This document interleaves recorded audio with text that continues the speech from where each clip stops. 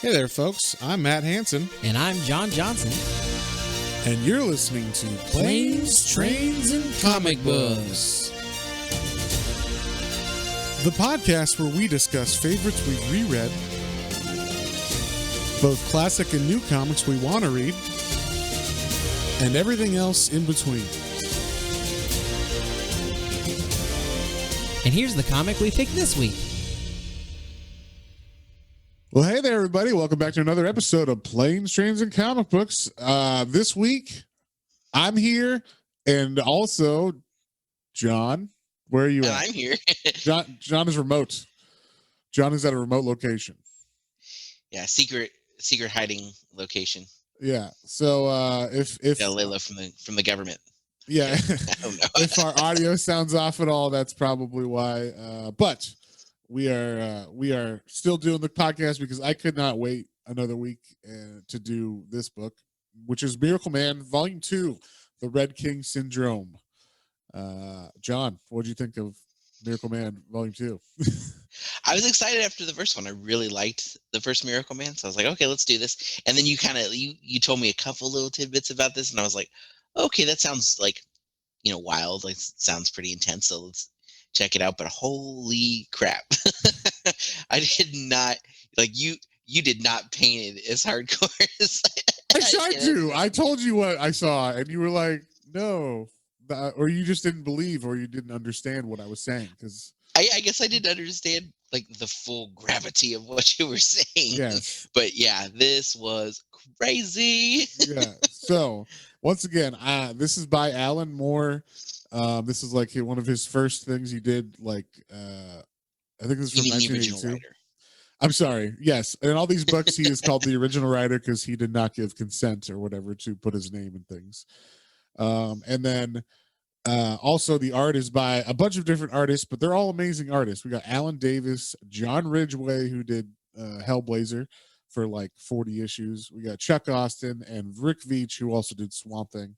So like, got a couple heavy hitters that also like, worked with him later on some other projects and stuff. So kind of cool.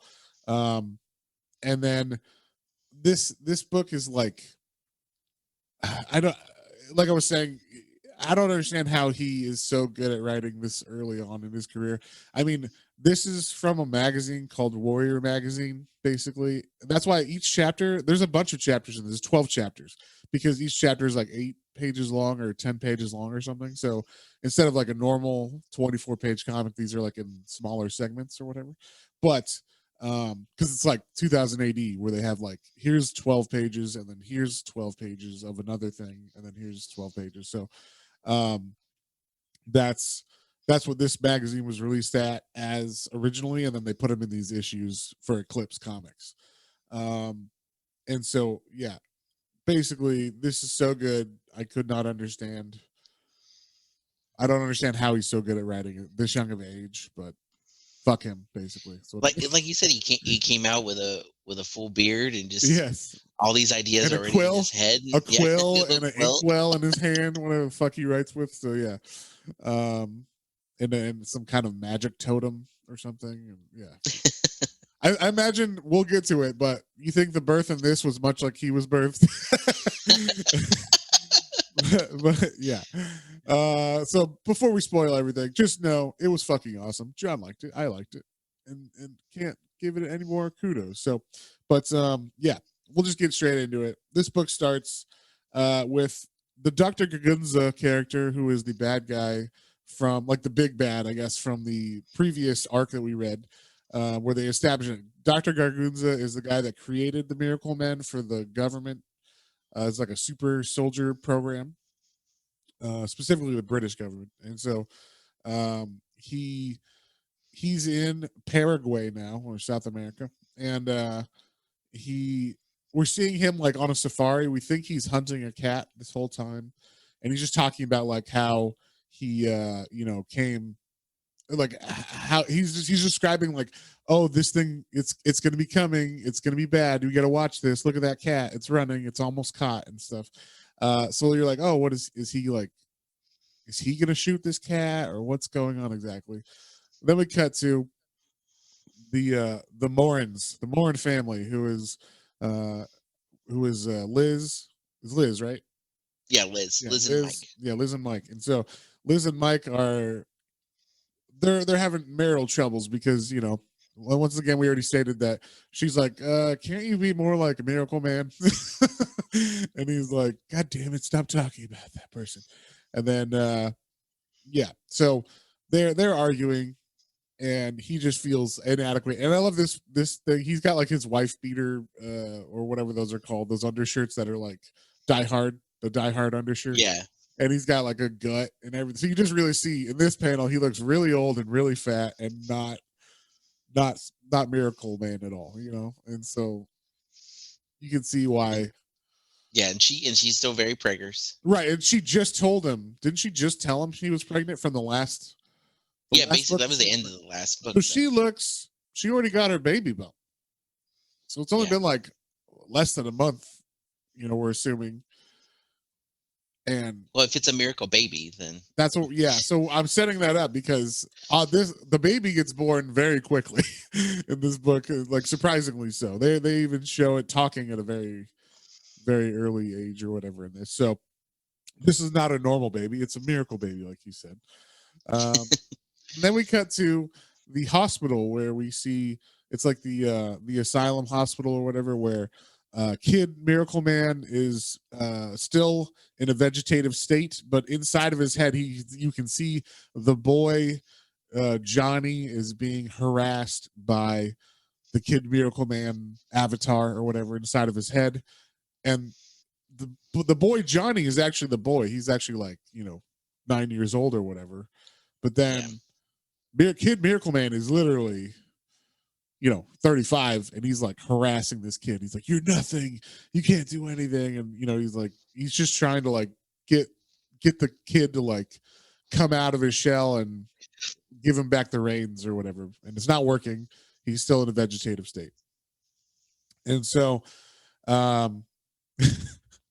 like I said, Mike is he's in his fat body, and then she's like, can't you just be like Miracle Man? And he's like, sure, whatever. He turns into Miracle Man, and then he's like, hey baby, like he comes out in his Miracle Man body, he's all shimmering. He's shimmering and naked, and she can't refuse him. She just instantly is like, let's fuck right now, like let's be together. And so don't mind that noise, that's John's phone. So yeah, my phone went off, sorry about that. It's okay. He does not have an R2D2 in his house.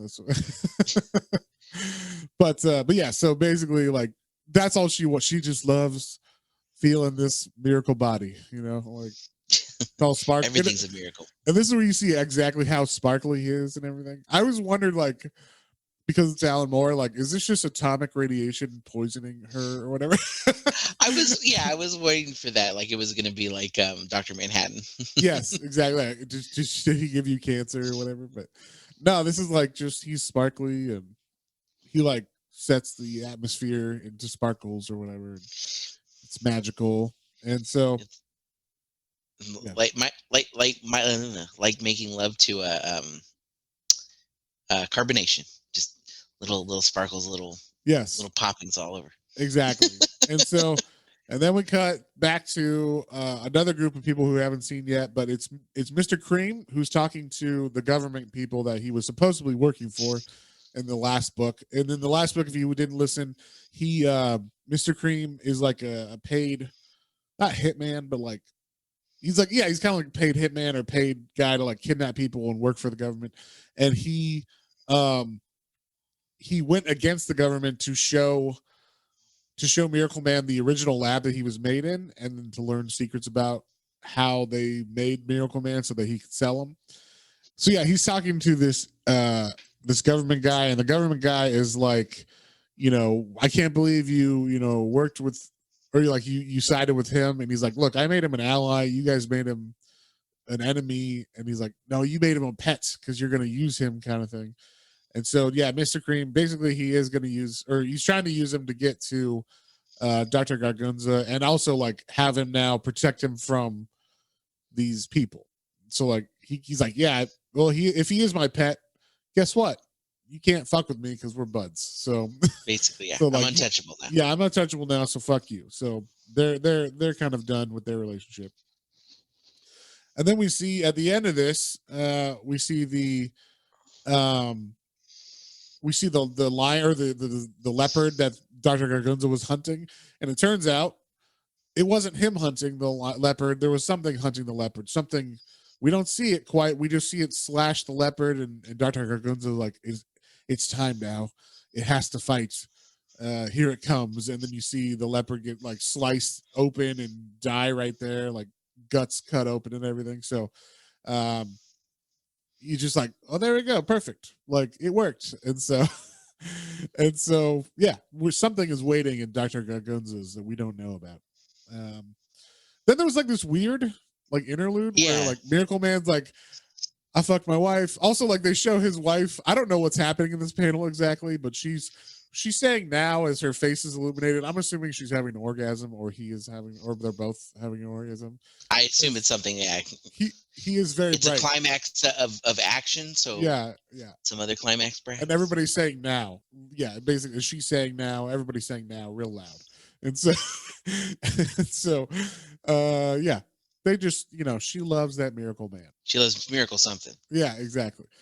And then, like I said, there's a weird interlude where like MiracleMan has now made love to his wife and then like went outside to chill. Yeah, gonna go out and stretch for a bit. Yeah, and he meets like this kid in some bushes and he just talks to this kid. I don't think it really matters that too much, other than it was supposed to just like set it up that he comes back and he's like, hey Liz, I met this fun chum or whatever, and then like we see the apartment is broken into and she's gone, she's been kidnapped. And yeah, I think I guess it was just for him to get out so she could get kidnapped.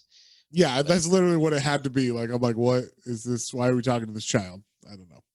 This is the only like I don't know why this is an issue, but it was. But that was a full issue in it. I would be pissed if that was the full issue I read in the magazine I bought. Like, oh, I can't wait to see what happens to the next MiracleMan. It's like MiracleMan talks to a child. Guess what? In this fast-paced issue, MiracleMan talks to a kid in the bushes for some weird reason. Hey, little Jason, guess what? I'm a superhero. Yeah. Oh, that's cool, mister. Yeah, it was basically like, Captain Planet or something. Like just and knowledge is half the battle, or and then where the fuck is my wife? And so yeah, his wife is kidnapped, and immediately he calls Mr. Cream and is like, where's my fucking wife? And he's like, I don't know anything about this, what's going on? And he's like, you don't know anything about it? Then like, who else knew about my secret identity? And he goes through it, and he says Bates, like, because Johnny Bates is the invalid, so I guess he thinks maybe Johnny told them, but Johnny's not awake yet, so that's not possible. What it actually is Dr. Gargunza knows all, is what it is. So we see he has kidnapped Liz and brought her down to Paraguay, and he's like looking at her through like body scans or whatever in this room, and you can see the little fetus inside of her, the little miracle baby. And he's like, extremely admirable. Like he's very excited that this woman is pregnant with the miracle baby. They contact or Mr. Cream contacts the government because now they think, well, maybe it was them. And then they're like, fuck no, it was not us. Please do not tell him it was us. Like, he is very adamant that it is not them. And this was very funny because you can see the fear in his face when he's like, someone kidnapped his wife, and he's pissed. Was it you? And he's like, I swear to fucking God on my children's lives and all that is holy, I did not kidnap this man's wife or whatever. So he's like, I believe him. Like, and so it wasn't him. So then like basically we do find out it is Dr. Gargunza that has done this. And he kind of, at the end of this, he introduces himself to Liz and he says like, Miss Morin, I'm Dr. Gargunza, and like, I am the father of your MiracleMan, and now he will be my father. And then he like touches her baby or her stomach, and you're like, the fuck is he talking about? And yeah, it's a very weird line. He's like, I'm MiracleMan's father, and now he will be mine. So You're like, he's gonna do something with that Like, baby. what is that? Yeah, what does that mean? Yeah. And so right now, as of this point, it hasn't been too crazy. It gets crazy in about 2 issues, I would say. But this is all like kind of setting up that Miracle Man's trying to find his wife, and she's going through tests with Dr. Gargunza.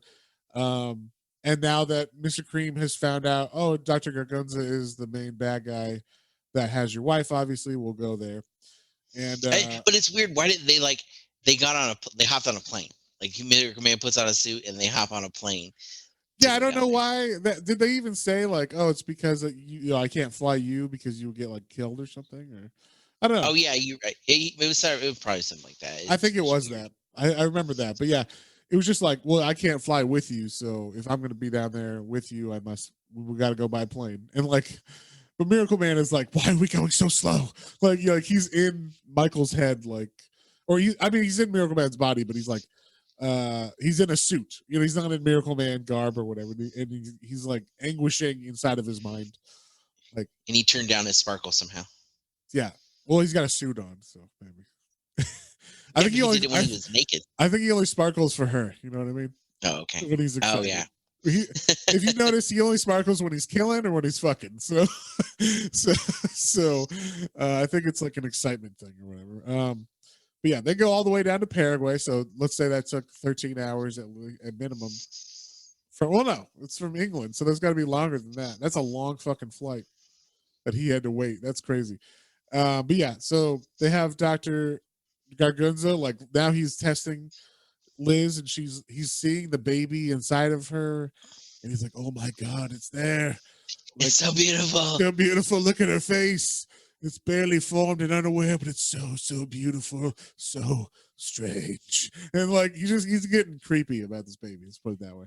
And in the meantime, Mr. Cream, they have time to like get a hotel and like chill there, and like because I guess they don't know exactly where the lab. I'm not exactly sure why they have to chill out so much, but like they get a room, and Mr. Cream's having like a nightmare about like dying in the jungle or whatever.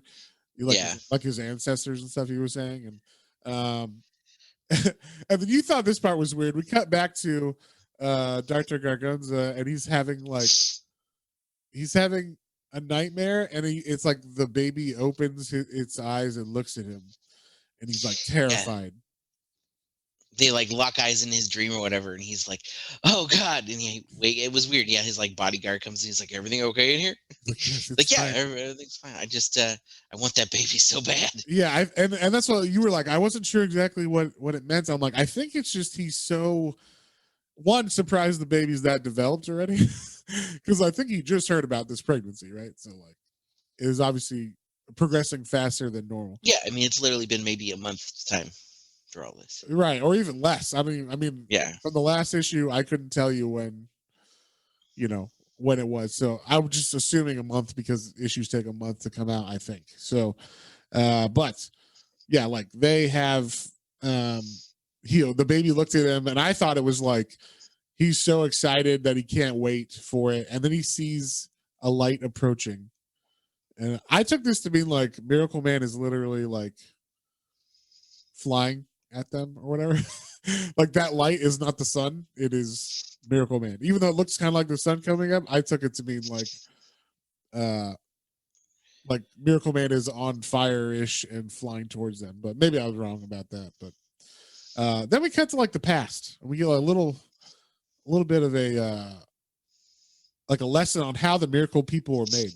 So we already knew Dr. Gargunza was working for the government and like a super soldier program, kind of like Captain America, and he used orphans. 3 orphans. Yeah, 3 orphans to do this test on, and we get like he put them in a scenario like in their minds so that they would be brainwashed. Like they're trying to condition their minds to think that they're these superheroes, and then also like they need them to not be aware that there's another world kind of thing, right? That there's a second world. So they have them in like this Aquaman-esque world, and they're like, "Gee Willikers, Miracle Man," like, and they call him MM, Yeah. which I thought was fun because they can't say Miracle Man, so. I like that they go back to the like kind of like 50 style art here too. Yes, yeah. Yeah, and he's like, "Gee Willikers, MM, like look at that kingdom," and then we see it's like Sleepy Town under the sea, but it looks like Trident's, you know, King Trident from Little Mermaid or whatever. It looks like his castle. And then like it's funny because they're going through this dream, and like Miracle Man out of the other two is the only one who's like suspicious that this doesn't feel right. Like it's almost like his consciousness is aware that he's being fooled or something. And so every time he starts questioning, they just like up the fantasy. They keep like adding more fantastical elements to bring him back into the fantasy. So eventually, like we're like in a sea castle, and then there's like a Gulliver's Travel man on the ground, and then there's like vampires and werewolves and shit that attack. It just doesn't make any sense. Like I was gonna say that it kept like it was weird how they like to me that would make it more suspicious, but I guess because they kept like tricking the brain with just something else, like that's just so fantastical. Yeah, it's like a dream. Whoa. It's like in your dream, you'll be like, "Am I awake or something?" And then all of a sudden, the monster will come through the door. Like, no time to think about that. Got to fight this monster, So So yeah, that's basically what they were setting up. And this is maybe like the adventures they actually had in the original comics. I don't know. I didn't read the original Marvel Man stuff from Eclipse, and because that's what it was called originally, Marvel Man or whatever. So, Marvel Man. Or it wasn't from Eclipse; it was from Warrior Magazine or whatever. But yeah. So they keep throwing, like, Dr. Gargunza keeps implanting different obstacles, and then. But Miracle Man is fighting it. He's still like, I don't feel like this is right. And then we cut to they do a pause on this story because there's like a weird, like I said, there's only 12 pages an issue or whatever. So they like fast forward. They'll like jump to another topic the next time or whatever. So the next topic in this one is actually the story of Dr. Gargunza. Yeah, he kind of tells Liz his past. Yeah. Because she's like, "What's wrong with you?" or whatever. You're weird. Yeah, and she's also like, "What do you want to do with me?" And he's like, "Let me tell you about my story." And so, basically, it's all about like how he was like a genius as a kid, and then he worked for like a cartel guy, and then one day that cartel guy, got drunk and hit him, and the cartel guy didn't realize that he was the power, like that Dr. Gargunza was in charge of everything so much because of his intellect. The other guys, like, he was paying the other guys, he was doing the accounting for this whole cartel, he was running everything. So like this guy was just a figurehead he was the puppet who thought he was in charge, and then he shook Dr. Gargunza, and Dr. Gargunza came at him, and it says he hit me, and then it was like, fuck you. Like he just basically found the guy, took all the men, they captured the leader, they made him watch as Dr. Gargunza raped his wife, and then he beat him to death with a baseball bat. And so like that's when you're like, oh, this is the creation of that monster or whatever. And then like that was while he was in Mexico, because he was born in Mexico. And then this is like him as a teenager, just like he's 15 or whatever when he did that. And then he goes to Germany in the 20s. Great time to go to Germany. And then so at first it was all just a leading scientist there. And he was all philosophy and stuff, and he's talking to Heidegger and people like that about stuff. And then he meets Hitler, and he's like, you know what, Hitler, not that bad of a guy. And so then he becomes like part of that whole super soldier stuff with them. And then he like saw the war, as the war was getting bigger and bigger, he's like, oh, the Germans are going to lose. So he defected to England, and then he brought the super soldier plan to them, so that's how that got all set up. And this whole time he's telling the story, we see this little dog on his lap. And he's got like a little white terrier. It's basically like a Toto. Yeah, it's like a little Yorkshire Terrier or something. I don't know, but yeah. And so They show this dog prominently for a reason. We'll get to it in a second. But at first I was like, oh, I guess he loves his dog. That's weird. I wouldn't think he's talking about Hitler and this thing. I put it to all the big bads have like a little pet, like Dr. Evil's little cat. Oh, okay. Which is also like an ode to the James Bond character that has the cat, and then right. So as he's telling this and petting his dog and everything, he says, once he got to England, there was one night that he got woken up by like a poison gas scare, in quotations. That wasn't really a poison gas scare. It was basically some extra dimensional being, like a alien or something. They crash landed, like alien spaceship basically, and so they have an alien spaceship. They went inside. They found a being that had two selves, like it had accidentally merged with itself or something, and that's what killed it. I can't remember exactly how it happened. I don't think they know how it happened really, but yeah, basically this is where he gets his idea. Like he says it's like, imagine if you're an astronaut and instead of having to put a suit on, you could just say like a word or a thought and the suit would be on you. So it's like in all situations you are ready with whatever suit you need, kind of thing. And that's what this technology was used for the aliens. But he's like, but I thought of, what if you did it to a human and you use the alien DNA to make a clone of the human that would be like superhuman, and then you have your regular human body as the other suit, and so a word is said and they're switched out in these dimensional planes or whatever. So he reveals that, and then this is also, we saw this skeleton and we didn't realize it in the last book, but on the table there was the weird double-headed creature, and like that was fused in the middle and everything. And then also there was a double-headed human that we were saying, oh, it's a Siamese twin or whatever, or conjoined twins. But but apparently that was maybe a failed attempt at this that was with humans that he had done. So yeah, interesting to see this story and then look back on the original. Especially because it looked a little more like a dinosaur, and this is like definitely like very much more alien-esque. Yes, yeah, the skull looked like a dinosaur, we thought, but then in this you're like, oh, it's just some weird alien. And he says like something must have happened where he like the two worlds got fucked up and like the two dimensions accidentally like came on top of each other or something and fused together, and that's what caused the explosion and the ship to crash. And so that's where he gets his idea, for this whole MiracleMan program. And also we find out this is like the big reveal at the end. He's like, and this is all because, like, this whole MiracleMan thing is all because I wanted to be immortal. So, he found out that like you can't be older than, what is it, 30, I guess is what it would be, because Michael was 29 or something. And so you can only be a certain age or to be one of these miracle men, or to be getting this program, because at a certain point it won't take, like the dimensional crossover body won't accept you or something. And so he's like, basically I wanted to be one of these guys, but I was too old at this time. So then I realized, wait, all I need is a mind that's not fully formed, like a baby that's super, and I could like transfer my consciousness into it. And then she's like, the baby. Yeah, exactly. And she's like, oh my God. And we basically find out he's going to steal her baby. He means to take super baby and fuse his mind with her. So he'll have a super mind and a super body and be able to rule all, basically. Exactly.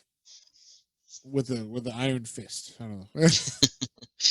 I did like when he's telling his story, like, and he comes up with like them being superheroes, like it looks like he's basically reading Shazam.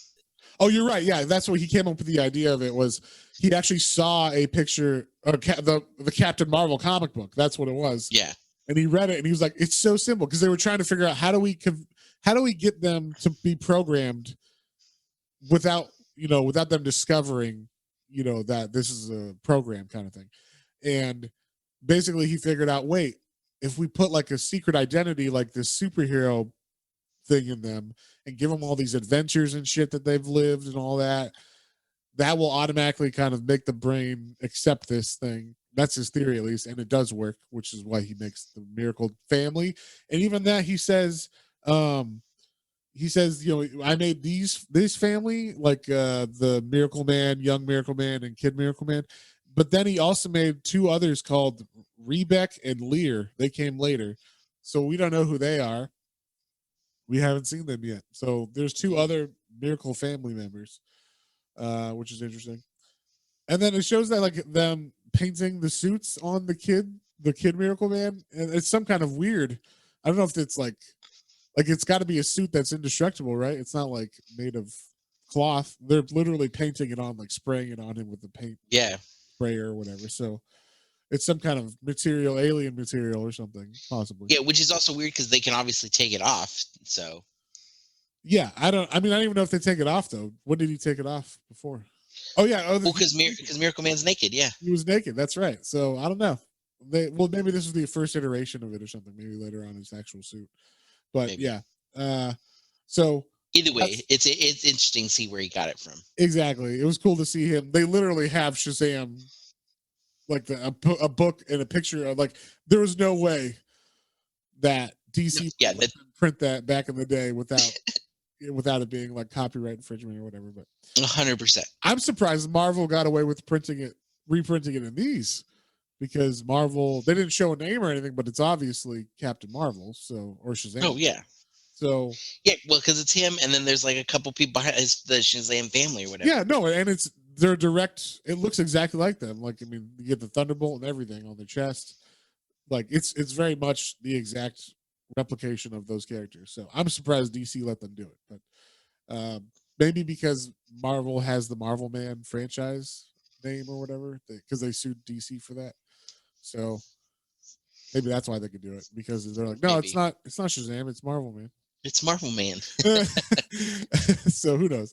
But yeah, so then we cut back to the fantasy world, like, where Dr. Gargunza was brainwashing them earlier in the sea world with vampires and everything. So this is how he got to that point where he was like, realized, hey, wait, we need to do some superhero scenarios where they think they're part of this, bigger thing, and it will brainwash them. So we're at, I guess, that original sea monster, or like not sea monster, where the vampires were inside of the sea castle and everything. That was their first attempt, or this is like in the middle of their first attempt, I guess, still, of brainwashing them. So he keeps throwing shit at them, because Michael keeps going like, something is wrong. Something's weird about this. It doesn't make sense, chums, or whatever. And they're like, what are you talking about? We beat all these vampires. That makes perfect sense. Like, the kid, I think it's because he's older, probably. He's the oldest. Yeah. So the other kids were easier to convince that this is like a real scenario. But Michael, they throw everything at him. They throw hot women at him. There's like all these like sea enchantresses that are like, thank you for saving us, and they're like all over Young Miracle Man. He's like, no problem, girls. Like he totally buys that these ladies are into him. But Miracle Man is like, no, something's wrong. No, this is wrong. Don't be seduced. This is super fucked up. And then at the very end, there's like a evil magician in this like I guess it's the hall, the what's it called? Like the big hall that they're in, and of this castle. And he's like, it's that guy. It's an evil magician or whatever. And he grabs him. And this is like one of the cool parts, is he grabs the magician, and it's like Dr. Gargunza's face he's watching this dream, by the way. Dr. Gargunza is watching this program happen on a screen, so he can see what Miracle Man is seeing. And so Miracle Man is getting madder and madder. He's starting to sparkle in his body and everything, which means he's gonna like wake up, because he's like actually about to, freak the fuck out and wake up. So, but Dr. Gargunza's face appears on this bad guy's face. He reveals, he's like, pull your mask off, sir, reveal yourself. And it's Dr. Gargunza. And so this is like where Dr. Gargunza makes like a like fatal mistake or whatever, I guess. Is he like, he puts himself, he's like, it is I, Dr. Gargunza, you're big, evil bad or whatever. Nemesis, yeah. Yeah. And then he goes, but it was all a dream. And like he pushes a button, and then like all of a sudden they wake up like, oh, that was a crazy dream we all had together in this field. And like, so they all wake up, and that was enough to convince Michael, because that's why it was so wacky, right? Like the problem was that it was too wacky for his mind. But now he's seen Dr. Gargunza's face, and that's why I think later on in the dreams and stuff, like Dr. Gargunza is always like the bad guy in the old comics and stuff. You know, like those are supposed to be the dreams that they had. And so, but yeah, basically he set it up. It was all a dream, and that was like the fatal flaw, I guess. Is he made it seem like it was just all a dream, but Mike never really kind of, he buys it, but there's always, he's the oldest one. He's the most suspicious of this whole thing. Yeah. So then we, yeah, this is, and finally now we see that the light is getting closer, much closer. Yeah, and it's like a shooting star explodes into this building, and this is like one of the best pages ever. So, and this, I love the name of this issue is Every Dog Has Its Day, and we get this for a reason. Like the name of this title is there for a reason for sure. But MiracleMan is flying through this building, and the way that they drew his arc of his body, like as he punches through this whole base or whatever, because he's pissed, right? He's like, "This is my fucking wife," and so he just starts punching through everything, everybody, and his face is terrifying as he walks in. He walks into the lab. He's like, "Gargunza, I've come to kill you." Like, there's no like, you're going to prison or any of that shit. He just walks in. He's like, "I'm going to kill you." And Dr. Gargunza is like, "Ah ha ha. Well, no, you haven't. Quite the reverse, in fact." And then he says the word Abraxas. And when he says that, MiracleMan turns into Michael Morin. Old fat Michael Morin. He's in his wife beater, like at the beginning of this when they were arguing. And what the hell? He's in his, sleep pants or whatever. He's like, "What?" He's like, "Kimoda," and he doesn't turn back into MiracleMan. And so what we find is he's made basically a safe word. Like, of course, he's like, "I'm the guy who created you, dumbass. I made a safe word," or multiple words, probably that are safe words, but this word specifically is the one that turns you back into your real self for an hour. So you can't change back for an entire hour. And he's like, "And you know what? I have another person for you to meet as well." And so Michael's like, Cream, I need your help, like because Cream is with him. Cream has actually gone to save Liz and pulled her back. So he actually has done that. And then he's like, check out this little thing I have. And he gets his little puppy, his little Yorkshire Terrier or whatever, and he puts it on the ground, and he's like, "Pluto, listen carefully. Steppenwolf." And he says Steppenwolf, and Steppenwolf is the magic word for this dog's. It's Miracle Dog. It's Miracle Dog. Miracle Dog is the most ferocious looking alien fucking velociraptor dog ever. It literally has terrifying. It has super sharp claws that don't even have to like touch you seemingly to cut you.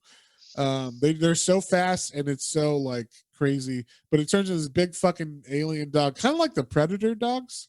Yeah, the hunter dogs or whatever for the Predators. That's the closest thing I would call it, but like they have razor sharp claws like a velociraptor though. So yeah, they're just really gigantic, like super bold, like they're huge and they're scary, and it's kind of almost like reminded me of like a fish. Yes, was it angler fish? Yeah, I can see that for sure, like a grouper or whatever, just like a ugly fucking fish. Yeah, because it's got spines and stuff. It's definitely like an alien dog, though. I don't know if he cloned it from something on the ship or whatever, but he got it somehow. And so that's why Every Dog Has Its Day. That's why this one's called that, because it comes out, and then we get a really interesting way of telling the story of this next issue. Is we see Mr. Cream. Normally he has sunglasses on, but this time he doesn't, and we just see his head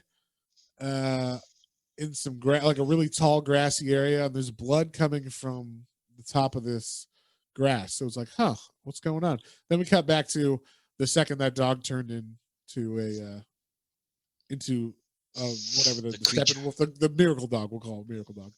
And so basically Cream came out of nowhere with the wife, was like, you needed help, and he's like, I heard you call my name, and he's like, yeah. And then she's like, I told you it wasn't Miracle Man's voice, it was Mike's. And so yeah, basically their escape plan has been fucked, and they get captured.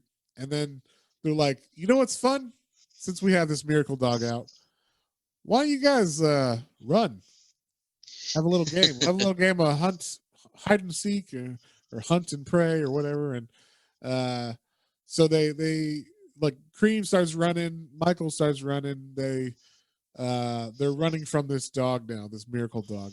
This is where we see, this is why the beginning looks like it did, is because Cream is the first one to encounter the dog. It kind of finds him no problem, and it comes at him, and it literally just like swipes at him, and his head falls off. Yeah. And we don't really see it, but he's like, I don't really feel anything. And then all of a sudden he sees his head is level with the grass, and he's like, oh fuck. And so it's not, it's not tall grass, it's just grass. He just realizes, it's I died, I'm dead now. And then it catches up with Mike right away too, and Mike has a gun in his hand. And the funny thing is, here's the great thing. So we don't see what it does after it gets Mr. Cream, but it starts feeling bad as it approaches Mike, and it throws up. And it throws up his teeth, which are made up the sapphire teeth. Of sapphires. Yeah. So throws up blood and sapphires is what it says. And so it just ate, Mr. Cream, and now he can see that, and Mike's like, oh shit, you ate Mr. Cream. And so it comes for him. He pulls out the gun. Once again, we see Mr. Cream's famous silenced revolver, the only one in his existence. And and so yeah, it lunges at Mike, and it cuts off two of his fingers, his pinky and his ring finger on his right hand where the gun was being held. And so it's basically bearing down on Mike. Mike's running away now, and it's toying with him, kind of like a cat plays with its prey or whatever, as it's getting him. And in the meantime, we see like the Nazis, because the facility is all like made like armed by Nazis or whatever, like all the henchmen and everything are actual Nazis from like Germany that I guess he brought to South America after the war. The timeline, it all kind of makes sense. Yes, yeah. Like I said, the Nazis are looking around, and they see Mr. Cream, and they're like, holy shit, it killed him completely. That's crazy.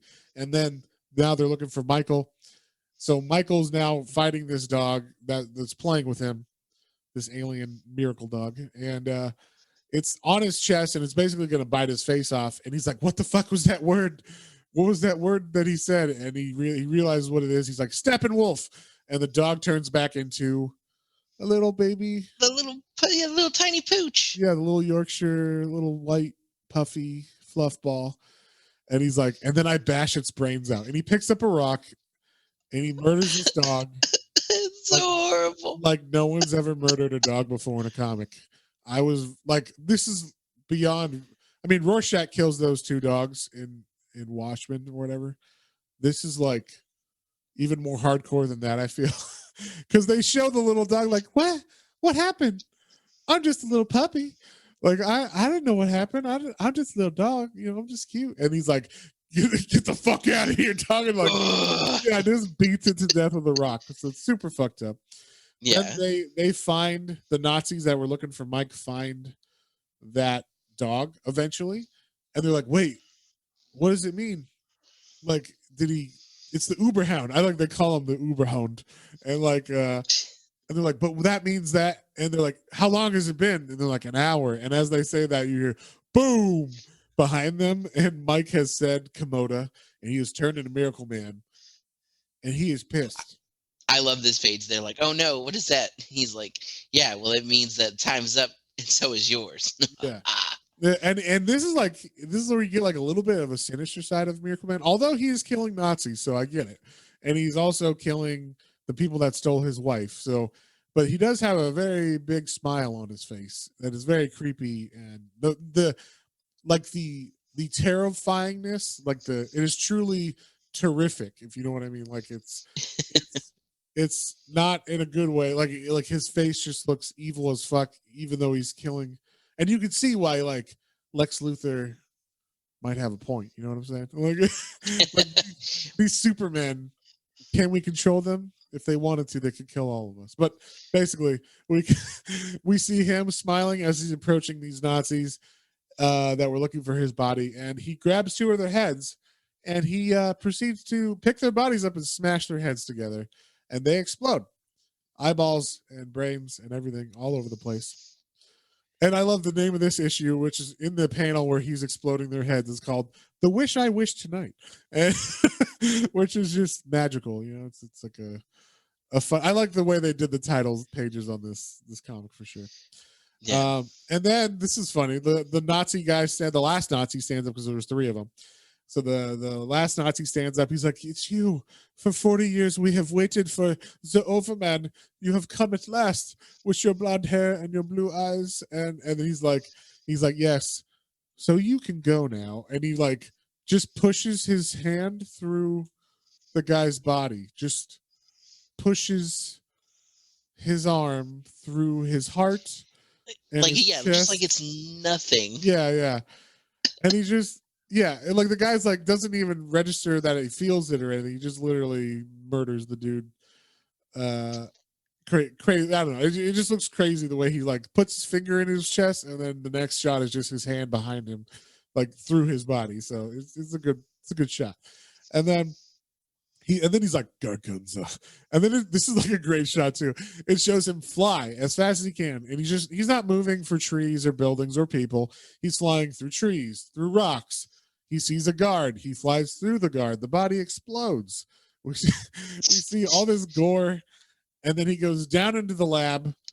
And before Dr. Gargunza can say the word Abraxas again, he smashes his larynx. So he like crushes the doctor's larynx, and he's like, Yeah. He's like, "And now you can't say anything. And now we're gonna go for a little trip."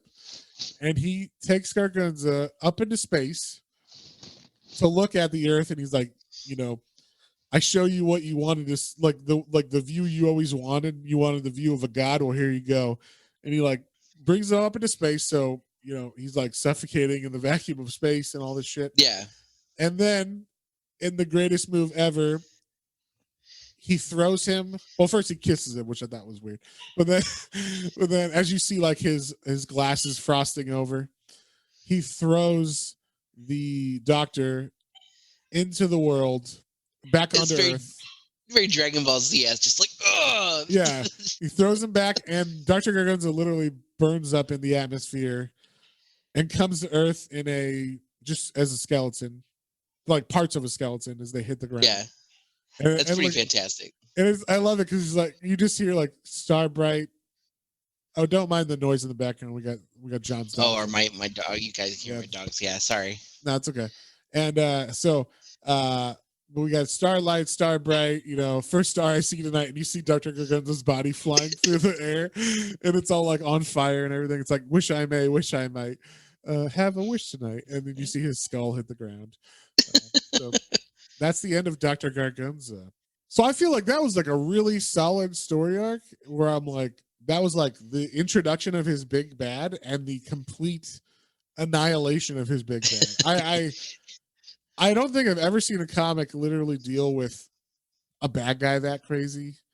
And like I'm pausing here because literally that's like the end of that story arc where it's like, Dr. Gargunza is no more and we don't have to worry about it. So you're also like, okay, well, that was crazy. I guess now is a wrap up, so it's not going to be any more crazy, right? Right. No, it gets fucking crazier. So, like we said, he has saved Liz, and they're like, I guess, back at home. Actually, I don't even think they're back at home yet. I think she just is asleep on Dr. Gargunza's bed in this palatial estate that he has, and then we hear like, wake up now, it's time. And that's the baby. The baby is literally talking to her inside of her. And she's like, what time? And she wakes up. She's like, ow, oh my God, Mike, are these contractions? And then she remembers what happened, because I guess they put her to sleep in one of Dr. Gargunza's bungalows when they captured them. So she still doesn't know what happened to Mike or Mr. Cream or Dr. Gargunza, and she's like, she just remembers seeing that big miracle dog and Mike terrified, And so she comes out and she's like, "Oh my god!" And she starts walking through the house, and she starts seeing the destruction and the mayhem. She sees all these bodies torn apart. Everything is fucked. Like the whole house, the whole house that she wasn't in, the side of that is just torn apart and like broken and on fire. And then she sees a light. And this is this is one of the greatest. Also, like I said, the splash pages, the title pages of this are great. We see MiracleMan just appears in front of her, and there's a light that looks like a cross, and the name of this issue is called "The Scenes from the Nativity," and so she's having constructions. He's like, "Hey, baby," and she's like, "Oh my god, I thought you were dead. That dog, what happened?" And he's like, "Don't worry, it's all gone away. I took care of it. They're gone." Yeah, I just love. He's like, "It's gone now." He doesn't say what happened. Just that. Yeah. The dog Gargunza, they're gone. Yeah, they're all gone. And so he's like, "Don't worry, we'll go. You're having contractions. Get in this truck." And they there's like an old World War II like Nazi truck or whatever. And they she puts him in it, or he puts her in it, and he just like picks the truck up and starts flying. That way she can not be hurt by whatever, the wind, I guess, and stuff. But she's like, "Oh my god, like we're almost in space. She can see the moon like better than she's ever seen it," kind of thing. And then he's flying, and then he's like, "I don't think we have time. You know what? I'm just gonna deliver this baby on my own." And then we cut to like a lead into I guess what the next story arc is going to be about, basically. But we see two weirdly looking people who are like dressed in black, a male and a female, and they walk into the mentally ill hospital for children, which is where Kid MiracleMan is being held. And they like show their badge, which says Royal Air Force, and like the whole time we see this, they're talking to each other like psychically, I think, because they're not talking outwardly. Like they just point to their badge. They don't talk to the nurse or anything. And then so they go to see Bates, and they start talking to Bates, and they're like, "Child Bates, we are here to talk with you. We wish information of your change self. Is he still viable in these spaces?" And like, they go to talk to him in his head, though. Oh yeah, it's in his head, like because he's inside of his, his vegetative state, so it's in his safe space inside his head. They're talking to him there, so you're like, "Oh, this is like a weird thing," and they're like, "Huh, he's showing no indication of hearing us or anything. He must be harmless. It's fine then." And so they leave, and then you see Kid MiracleMan's body next to Johnny, and then he's like, "That's good. They went away. What the hell were they?" And he's like petting Johnny like a fucking cat or whatever. Like, and so yeah, this is the creepiest fucking guy, right? But so then we come back to MiracleMan, and he's landed the truck, and he's pulled his wife out, and she is giving birth. And when I say she's giving birth, I mean he is literally. He's like, "I'm going to deliver this baby." Yeah, and he is. How do I say this tactfully? He is helping her vagina open for the baby, and he is like basically acting like a doctor. He's pulling out the head himself. Like his hands are forceps, basically. Like he is helping all of this come along, and we are seeing every inch of her, if you know what I mean. So this is the most graphic thing I've ever seen. Yes. in a comic, I'm going to say. I mean, violence is one thing. That's fairly common. I have never seen someone give full birth in a comic. I don't think you ever will, especially from like DC or Marvel or anything. But this is the craziest thing I've ever seen in a comic, that they just showed like a full birth. And I mean, if you good on ever them. wanted to know what the miracle of birth, as they say, looks like. And also, but the idea that it's born from like a god, like this guy is just like, "Let me help you," and he's like, helping the baby's head come out, and he's like supporting it, and then he's like, look, that's our daughter. So then, they have a daughter. um it's just super crazy, like the way that they show it is just very surprising. Then, as John said, then we get to see the birth of one of the ugliest babies he's ever seen, who is Miracle Baby. Yeah, they have tears in their eyes. They're so happy. But this Miracle Baby looks like a 40-year-old alcoholic man's head on on a baby body. It looks like what's the Quado? Is that the guy's name from Oh yeah, Quado, it does. From Total Recall. Total Recall, yeah. Yeah. The mutant inside of that one guy's stomach. It looks like they pulled that out of the guy's stomach, and it looks like the old lady from Goonies. Yes, the mom, the mom from the train. Yes. So, yeah, very much like that. But yeah, the baby is very like awake and alive and everything. And hungry. And hungry. It automatically latches onto her boob. And then as it's latching onto her boob, it says, Mama. And they're like, what? Her first word. Yeah, we get the shock of the first word kind of thing. So then we cut back to those two, whoever they were. They said they were Royal Air Force agents, but they're obviously not. They're a little bit more. But we see they are talking on a park bench. And they're talking to each other psychically, so they're just sitting on a park bench, and they're very obviously aliens because they're talking about have we located all of them or whatever, and then we see they're like we've located most of them, and then we see like the all the bodies. I guess this is like the pocket dimension where all the bodies are being held, like the storage facility, I guess, for the dimensional beings, and we see Miracle Dog. The Miracle Body there, we see Michael Morin because obviously Miracle Man is out in the real world, so his body gets put in this little dimensional pocket too. We see all these other people. We don't know quite who they are, but you might assume like the one that's red and yellow might be young Miracle Man. And then we get kind of one of the funnier aspects of this idea. Remember before last book we were talking about, last episode, we were talking about how, of course, the wife is going to want, the perfect God version of you, right? Well, guess what? She doesn't want the perfect God version of you while she's breastfeeding her baby back at home.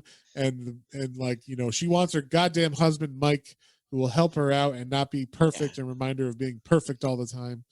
Yeah, who's going to understand this plight and be able to actually help take care of this baby? Yeah, not a perfect God. They'll be like, why don't you just make it stop or whatever, and we're finding out that basically this baby is incredibly hungry. It is like sucked her milk dry in her body, so they have to figure something out about that. And so she's like, I just want to talk to Mike. Mike is my husband. Bring Mike back. And Miracle Man's like, oh, if that's what you want, I guess so. And he looks so sad. He's like, I thought you'd always want me or whatever. So then he goes over, he says Komoda.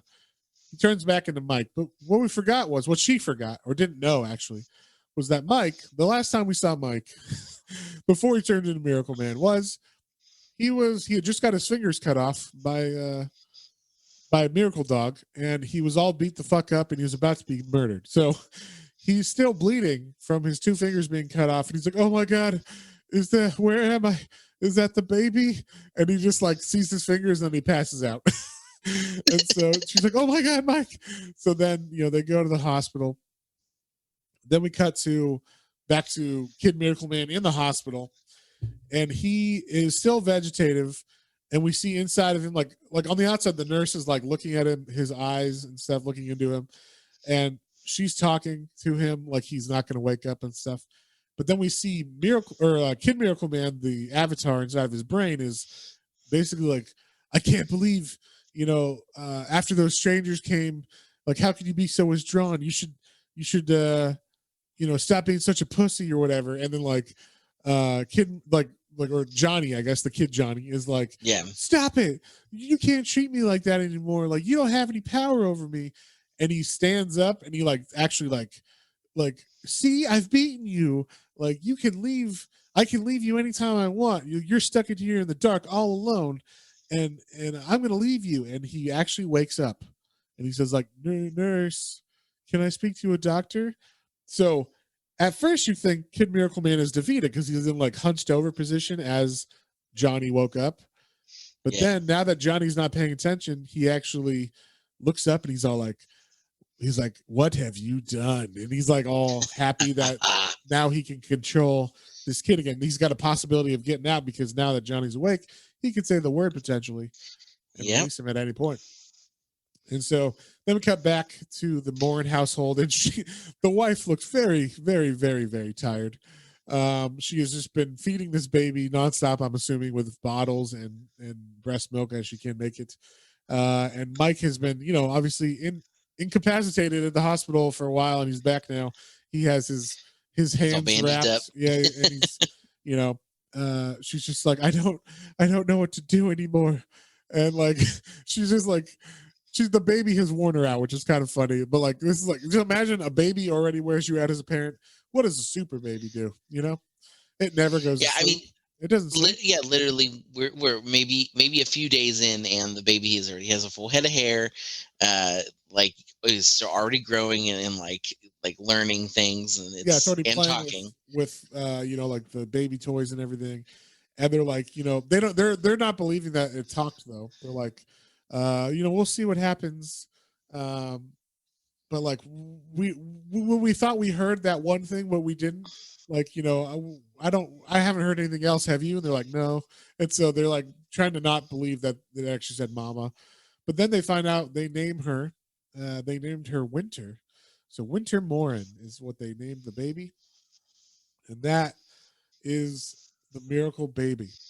And then we cut to kind of like the biggest part of this, I guess, is we actually the superhumans that were here, the aliens, they are trying to find another being, another person for some reason. We don't know who they are. And some doctor named Dr. Lear. If you remember, Lear was one of the names of the other miracle people. Mm-hmm. And so as they're like, they go to this doctor's receptionist, and she's like, oh, do you need to see Dr. Lear? Let me tell her. And she seems suspicious of them, like she knows who they are or something, because she says, the receptionist picks up and says, Dr. Lear, there's two people here to see you. And she's like, Dr. McCarthy, what was that? I didn't catch it. Kim who? And so she says Komodo, like she knows who she was, and she was in hiding apparently from these two beings. So she says Komodo and flies away. So she's some kind of super, probably like the Mary Marvel version, like whatever, sister of that team. Yeah, we're gonna get a female hero now. Yeah, and so about time. Then, yes, exactly. And then and then we get like a nice touching, scene where Mike wakes up and he's reading a book that's like how to be a super dad, which I thought was funny.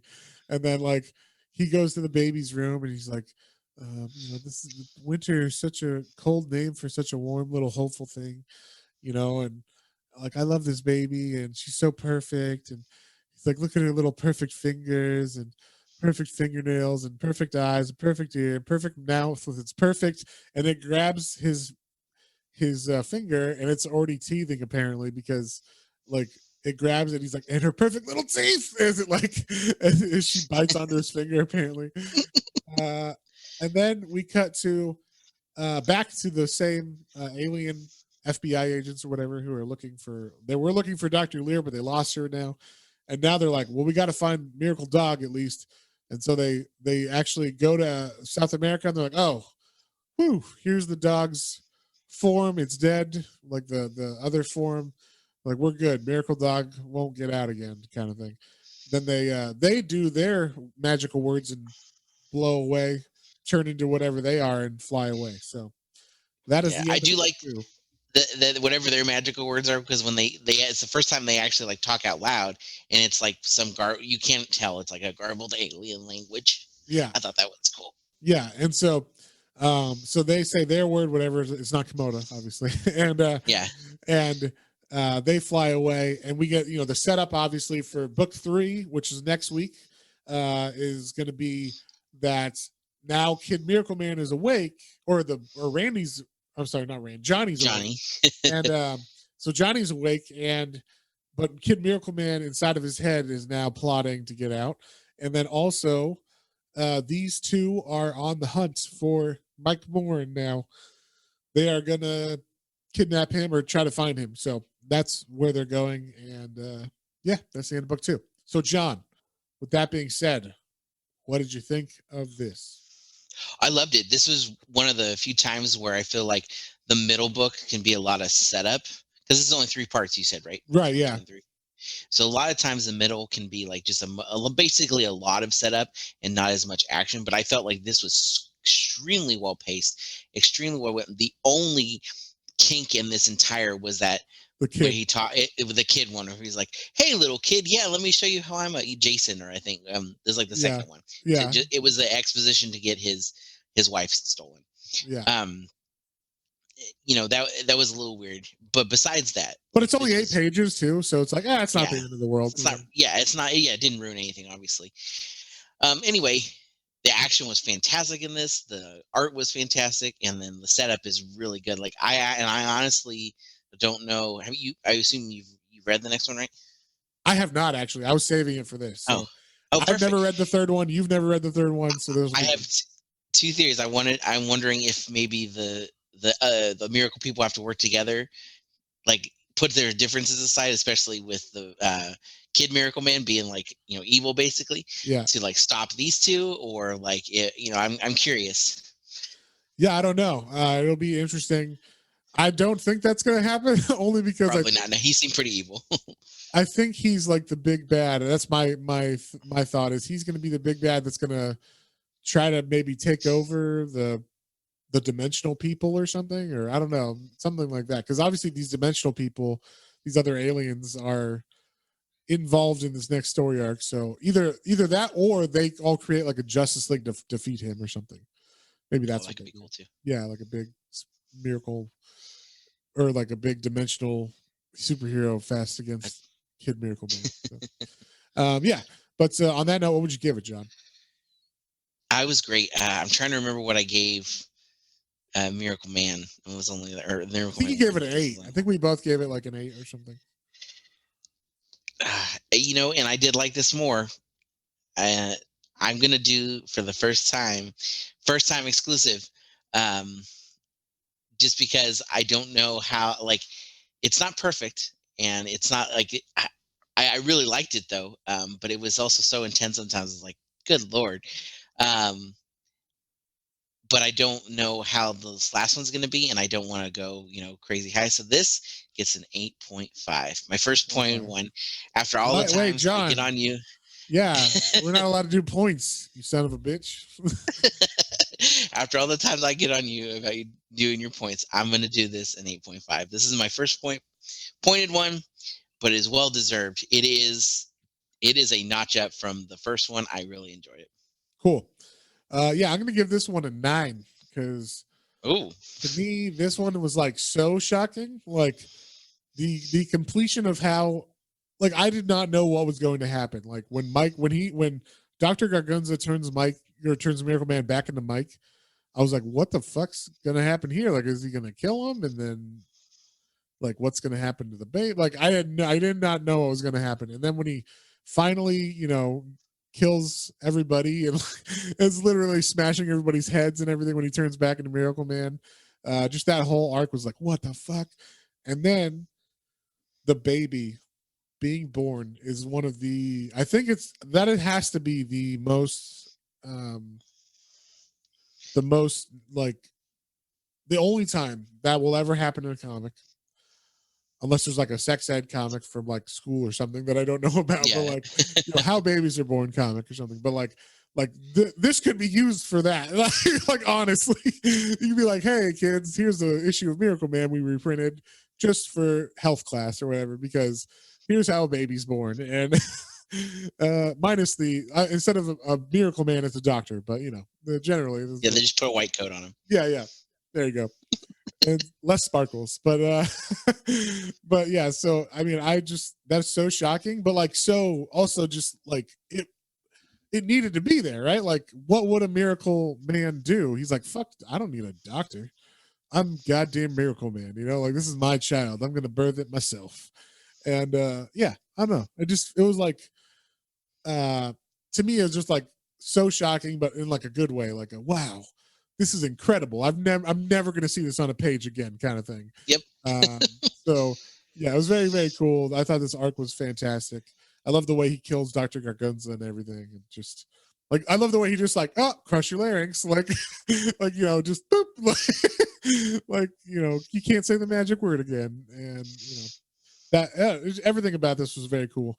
I'm like you said, I don't know what volume 3 is going to be like, but I can only imagine it might be better. So that's why I might give this one a little bit higher if we weren't in the middle arc. So and then you did say like there's that section where the kid is like, hey, Mr. Miracle Man. So there's that whole little thing where I was like, why are we talking to children after we you know, but I get why they needed to do it, but it was kind of weird. Like, how do we get him away from his wife? You know, like kind of thing. So instead of smoking a cigarette, Miracle Man has to go take a walk. Yeah, talk to children. But yeah, so while it's not perfect, I think this is like one of the strongest arcs of a superhero book ever. And just yeah, I really love this one. It was so shocking. So yeah, so I'm gonna give it a 9. You're gonna give it an 8.5. That's the first 0.5 by John Johnson. So enjoy it, everybody. And like we said, next week we are reading Miracle Man Volume 3. Whatever that one's called. I'm not sure. I think it's called Olympus or Olympia or something like that. So on that note, if you guys have any comments, questions, or suggestions, you can email us at planetrainsandcomicbooks, all one word, at gmail.com. And don't forget about our Instagram, Twitter, and YouTube channel for exclusive content. Matt is pumping it out. I will be on it here sooner than later. Yeah, check us out. Rate us 5 stars on iTunes if you haven't yet for us. And if you hate it, still rate us 5 stars on iTunes because you want to support. You want to hate support. You want to hate support. Yeah, check out, we got our YouTube videos going up with all my reviews about comics and stuff. So check those out. Subscribe if you aren't, or if you feel like it. And yeah, we will see you on the next one. On the next one. Bye.